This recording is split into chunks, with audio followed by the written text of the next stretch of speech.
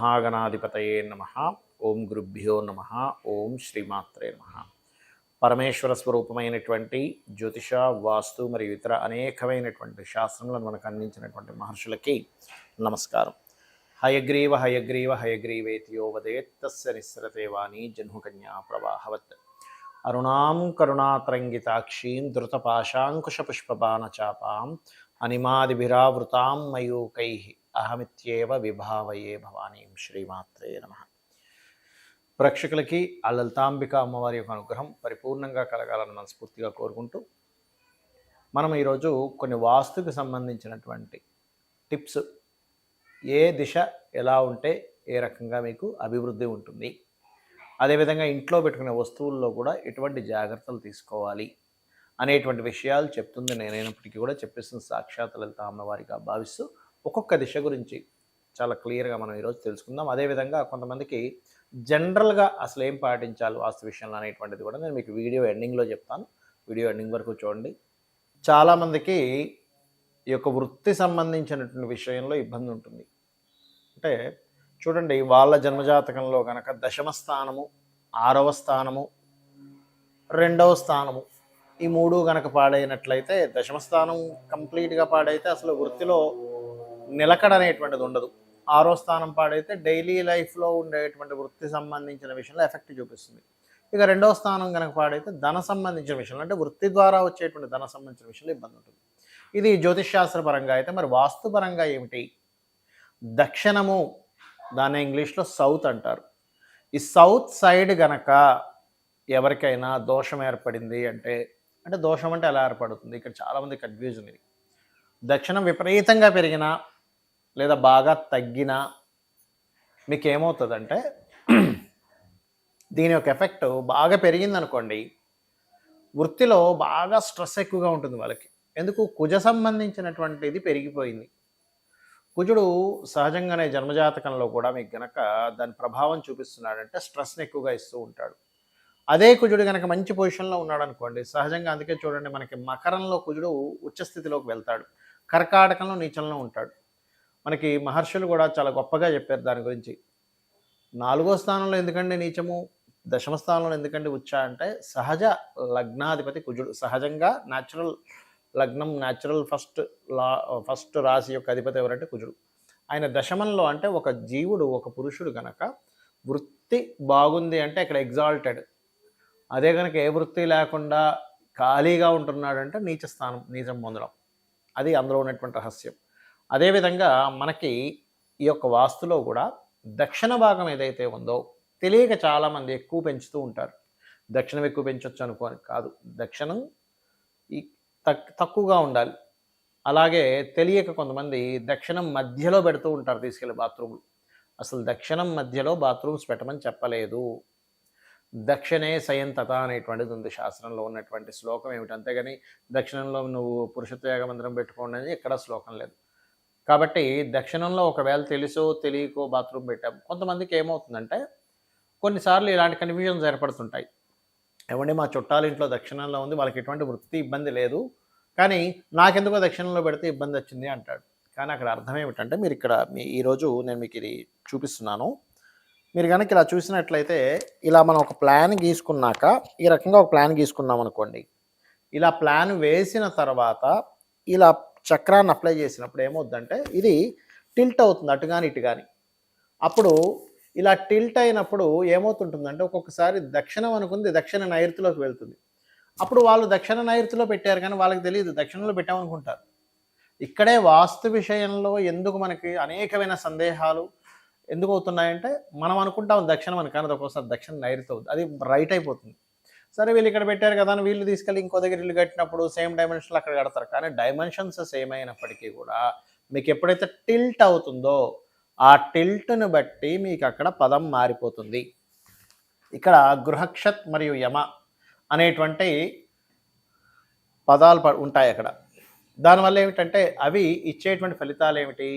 ఉద్యోగ సంబంధించిన విషయంలో ఎదుగుదల, ఉద్యోగంలో ఒక స్థితికి వెళ్ళడము. తెలుసో తెలియక అక్కడ బాత్రూమ్ పెట్టాము లేదా విపరీతంగా పెంచేసాము, అసలు కంప్లీట్గా అక్కడ వేయకూడని రంగులు వేసాము, నీలం రంగు ఇలాంటివి వేసాము, నీటికి సంబంధించిన రంగులు అంటే జలతత్వ సంబంధించిన రంగులు వేసాము, అప్పుడు ఏమైపోతుంది, అది ముందుకు కదలదు. అదేవిధంగా కొంతమంది తెలియక దక్షిణంలో జలతత్వం కాదు కదండి భూతత్వం వేసామనుకుంటారు, కానీ భూతత్వం కూడా ఎక్కువ మంచిది కాదు. అంటే ఎక్కువ బరువులు పెట్టేయడం కూడా దక్షిణానికి మంచిది కాదు.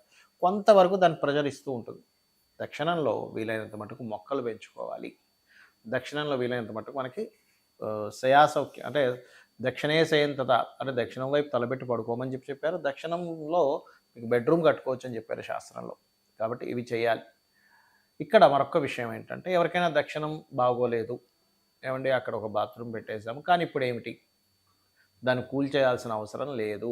ఎందుకంటే అక్కడ కూల్చేస్తాం, మరి ఇంకెక్కడ కట్టుకుంటాం అపార్ట్మెంటు. ఇప్పుడు అదే ఇండివిజువల్ హౌస్ అనుకోండి, సరే అక్కడ తీసేసి ఇంకో దగ్గర ఎక్కడో నిర్మించుకోగలుగుతాం, మనకు స్వాతంత్రం ఉంటుంది. కానీ అపార్ట్మెంట్లో అలా స్వాతంత్రం ఉండదు. అప్పుడు ఏం చేయాలి, ఆ దక్షిణంలో కరెక్ట్గా దక్షిణంలో వచ్చిందో లేదో చూసుకోండి. మీరు ఏదో రఫ్గా చూసేసేయకండి. ఇలాగా మీరు ప్లానింగ్ గీసుకొని నీట్గా ఈ ప్లానింగ్కి ఈ చక్రాన్ని అప్లై చేసి ఎన్ని డిగ్రీస్ టిల్ట్ అయిందో చూసుకొని అక్కడ ఆ దక్షిణం వైపు కనుక మీకు బాత్రూమ్స్ వస్తే బ్రాస్ పట్టీతో వేయండి. లేదు ఈ పట్టీతో వేయడం నాకు రాదండి అనుకుంటే చక్కగా ఎల్లో కలర్ టేప్ ఉంటుంది, ఎల్లో కలర్ టేప్తో దాన్ని చుట్టూ వేయండి. అప్పుడు ఏమవుతుందంటే మీరు ఏదైతే ఇబ్బంది పడుతున్నారో ఈ బాత్రూమ్స్ రావడం వల్ల కెరియర్ పరంగా ఇబ్బంది ఏదవుతుందో అది ఖచ్చితంగా తొలగిపోతుంది. ఇక్కడ కొన్ని జనరల్ విషయాలు ఉంటాయి, అందరికీ తెలియాల్సిన విషయాలు, కొన్ని జనరల్ విషయాలు చెప్తాను, గుర్తుపెట్టుకోండి. మనం ఏదైనా ఇంటికి వెళ్తున్నాము అంటే ఫస్ట్ మీరు చెక్ చేసుకోవాల్సింది పాయింట్ నెంబర్ 1, మీ పేరులో ఉండేటువంటి మొదటి అక్షరాన్ని, ఇంటి డైరెక్షన్ని వర్గు క్యాలిక్యులేషన్ చేయాలి. వర్గు నిర్ధారణ అంటారు దీన్ని. ఆ వర్గు రీత్యా అది రెంటల్ హౌస్ అయినా ఓన్ హౌస్ అయినా మీరు తీసుకునేట్టు లేదా ఖాళీ స్థలం అయినా మీ పేరుకి వర్గు అంటే అన్ని డైరెక్షన్స్ మంచివే, all directions is good as మన వాస్తుపరంగా. కానీ మీకేది పనికి వస్తుంది ఎలా అంటే చూడండి, ఇప్పుడు మనకి బట్టల షాప్కి వెళ్తాం, రకరకాల సైజెస్ ఉంటాయి, అన్నీ మంచి చొక్కాలే, అన్నీ మంచి ప్యాంట్లే, కానీ మీకు సరిపోయే ప్యాంటు మీకు సరిపోయే చొక్కా వేసుకుంటారు, మీకు సరిపోయే చెప్పులు వేసుకుంటారు. అంతేగాని మీకు 8వ నెంబర్ అయితే 9వ నెంబరో 10వ నెంబరో వేసుకోం, ఎందుకు, అది మీకు సెట్ కాదు. అట్లాగే బ్లడ్ గ్రూప్స్ కూడా అంతే. ఎలాగా, మీది ఎగ్జాంపుల్ బి పాజిటివ్, మీరు ఓ నెగిటివ్ ఇంకో ఏదో బ్లడ్ గ్రూప్ వేసి అన్నీ రెడ్గానే ఉన్నాయి కదా అంటే కాదు, మీకు ఏది సెట్ అవుతుందో అది. అలాగే వర్క్ పరంగా కూడా మీకు ఏ డైరెక్షన్ గుడ్, కొంతమందికి సౌత్ పనికి వస్తుంది, కొంతమందికి వెస్ట్ పనికి వస్తుంది, కొంతమంది నార్త్ పనికి వస్తుంది, కొంతమందికి నార్త్ ఈస్ట్ పనికి వస్తుంది, కొంతమందికి ఈస్ట్ పనికి వస్తుంది, ఎవరికి ఏది పనికి వస్తుంది. దాంతోపాటు మీతో పాటు మీ పిల్లలకు కూడా ఏది పనికి వస్తుందో రెండు కలిపి తీసుకున్నప్పుడు మీతో పాటు మీ తర్వాత వంశానికి కూడా పనికి వస్తుంది. Point number 1. రెండవది ఒకటి గుర్తుపెట్టుకోండి, చాలామంది ఏమంటుంటారంటే ఏమండి మేము గృహం కట్టుకున్నాక బాగుందండి అంటారు, కొంతమంది మేము గృహం కొనుక్కున్న నుంచి డౌన్ఫాల్ అయ్యామంటారు. దీనికి 2 కారణాలు ముఖ్యంగా. ఒకటి, మీ జన్మజాతకంలో మీ పేరు మీద గృహయోగం ఉండదు. అలాంటప్పుడు మీ జీవిత భాగస్వామి పేరు మీద, మీ పిల్లల పేర్ల మీద కొనండి, లేదా మీ తల్లిదండ్రుల పేర్ల మీద కొనండి. మీ పేరు మీద పొరపాటును కూడా కొనకండి, అప్పుడు డౌన్ఫాల్ అవుతుంది. మూడోది ఏమిటంటే ఇక్కడ మరొక విషయం ఏంటంటే కొన్నిసార్లు మీకు గృహయోగం నడవని సమయంలో బలవంతంగా కొంటాం, ఎవరో ఫ్రెండ్స్ కొంటున్నారనో వాళ్ళు కొంటున్నారో వీళ్ళు కొంటున్నారనో, అది కూడా ప్రాబ్లం అవుతుంది. ఇంకోటి, ప్రెగ్నెన్సీ లేడీ ఇంట్లో ఉన్నప్పుడు గృహప్రవేశం చేయకూడదు, గృహం కొనకూడదని శాస్త్రం. ఎందుకంటే 4వ స్థానం యాక్టివ్ అయితే పుట్టే పిల్లల మీద దాని ఎఫెక్ట్ పడుతుంది. కాబట్టి ఈ యొక్క జాగ్రత్త ఖచ్చితంగా తీసుకోండి. అందుకే పూర్వకాలంలో వివాహం జరిగి సంతానం కలిగిన తర్వాత గృహం కట్టుకునేవారు. ఇప్పుడంతా రివర్స్ అయిపోయింది, ముందే గృహం కొనేసుకుంటున్నాడు, తర్వాత వివాహం చేసుకున్న తర్వాత సంతానం కొంటున్నాడు. అంటే ఇక్కడ ఏంటి, ప్రెగ్నెన్సీతో ఉన్నప్పుడు మాత్రం పొరపాటును కూడా కొనకండి, గృహప్రవేశాలు చేయకండి, గృహ ఆరంభాలు చేయకండి దయచేసి.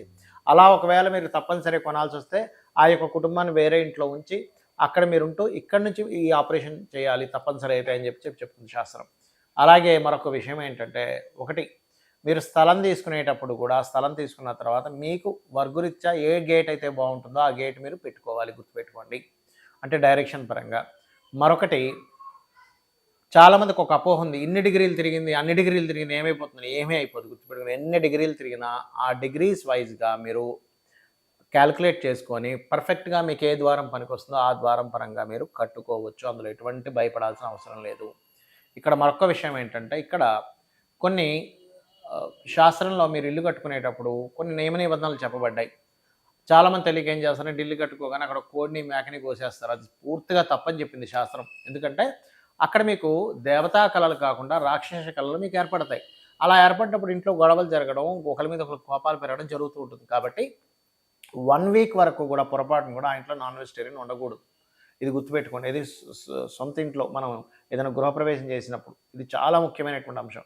అక్కడ గోవుని తీసుకురావాలి, చాలా పెద్ద తతంగం ఉంది దానికి. గోవుని అక్కడ తీసుకురావడము, రకరకాల కార్యక్రమాలు చాలా ఉంటుంది, దిగ్బంధనాలు చాలా ఉంటాయి. అలాగే మరొక విషయం ఏంటంటే ఇక్కడ మరి కట్టిన గృహం అపార్ట్మెంట్స్ కొనుక్కుంటున్నాం అప్పుడు ఎలాగా అంటే ఒకటే గుర్తుపెట్టుకోండి. మీరు ఏ గృహం కొనుక్కున్నా మీరు ఒకటే, మీ పేరులో వర్గు సెట్ అయిందా ఇంట్లో, ముఖ్యంగా ఈ బాత్రూమ్స్ లెట్రిన్స్ కట్టుకునేటువంటి విషయంలో తప్పుగా ఎక్కడైనా పెట్టుకుంటున్నామా దాన్ని మీరేమీ కూల్చేయాల్సిన అవసరం ఉండదు. చిన్న చిన్న రెమెడీస్తో దాన్ని సెట్ చేసుకోవచ్చు. అదేవిధంగా ఇంట్లో కలర్స్ మీద కూడా దీని ప్రభావం ఉంటుంది, ఇంట్లో చేసే యాక్టివిటీస్ మీద కూడా దీని ప్రభావం ఉంటుంది, ఏ వస్తువు ఎక్కడ పెట్టాలనే దాని మీద కూడా ప్రభావం ఉంటుంది. ఎలా అంటే ఇప్పుడు చూడండి, ఇయర్ ఫోన్ ఉంది, ఇయర్ ఫోన్ చెవులో పెట్టుకుంటే వినిపిస్తుంది కానీ జేబులో పెట్టుకుంటే వినపడదు. ఎందుకు? ఈ ఇయర్ ఫోన్కి ఏదైతే సౌండ్ని ప్రొడ్యూస్ చేసేటువంటి శక్తి ఉందో చెవుకు రిసీవింగ్ పవర్ ఉంది. అంటే ఇయర్ ఫోన్ చెవుకు పెట్టుకుంటే వినిపిస్తుంది కానీ జేబులో పెట్టుకుంటానో ప్యాంట్ జేబులో పెట్టుకుంటానో మనకు వినబడదు. అలాగే మనం ఒక వస్తువు దానికంటే ఒక శక్తి ఉంటుంది, దానికంటే ఒక ఎనర్జీ ఉంటుంది.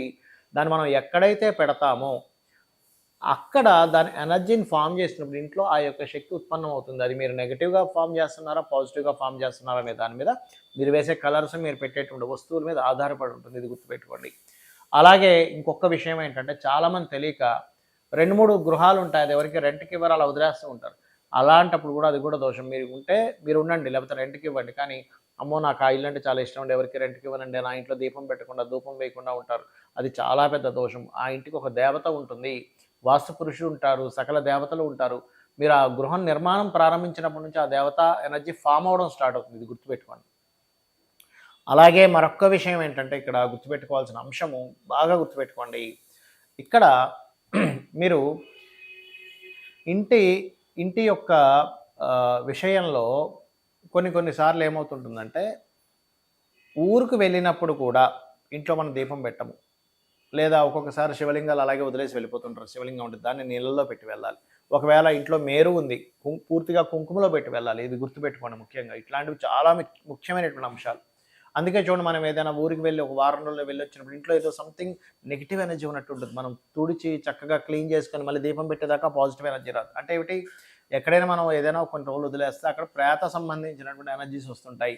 ఇది చాలా ముఖ్యమైనటువంటి అంశం. మన కంటికి కనబడినంత మాత్రాన నెగిటివ్ ఎనర్జీ లేదని కాదు. నెగిటివ్ ఎనర్జీ రకరకాల రూపంలో ఉంటుంది. పాజిటివ్ ఎనర్జీ భగవత్ స్వరూపం రూపంలో ఎలా ఉంటుందో నెగిటివ్ ఎనర్జీ కూడా ఉంటుంది. దాని మీద మనం అర్థం చేసుకోవాలి.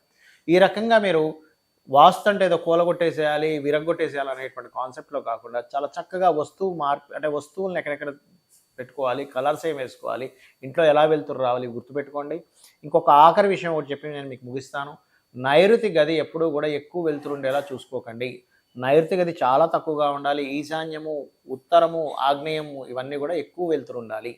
నైరుతి గదిలో ఒకప్పుడు మనకి పూర్వం నైరుతికి ఒక చీకటి గది కట్టేవారు. ఎందుకంటే నైరుతి ఎంత చీకటి గదిగా ఉంటే అంత ఎనర్జీ బాగుంటుంది. ఇప్పుడు చిన్న ఎగ్జాంపుల్ చెప్తాను చూడండి. ఇప్పుడు మన బాడీ ఉంది, మన బాడీలో ఎక్కువ లైటింగ్ కళ్ళకి చూడం. ఎందుకు? ఎక్కువ లైటింగ్ కళ్ళకి పెడితే కళ్ళు ఎఫెక్ట్ అవుతాయండి అంటాం. ఏమైందండి అంటే కాదు, ఎందుకు? ఈ కళ్ళు సెన్సిటివ్. అట్లాగే అక్కడ పితృదేవతా స్వరూపాలు ఉంటాయి నైరుతిలో, అక్కడ ఎక్కువ వెళ్తురు ఉండకూడదు. ఈశాన్యంలో దేవతా స్వరూపాలు ఉంటాయి, జ్ఞానాన్ని ఇచ్చేటువంటిది, అక్కడ ఎక్కువ వెళ్తురు ఉండాలి.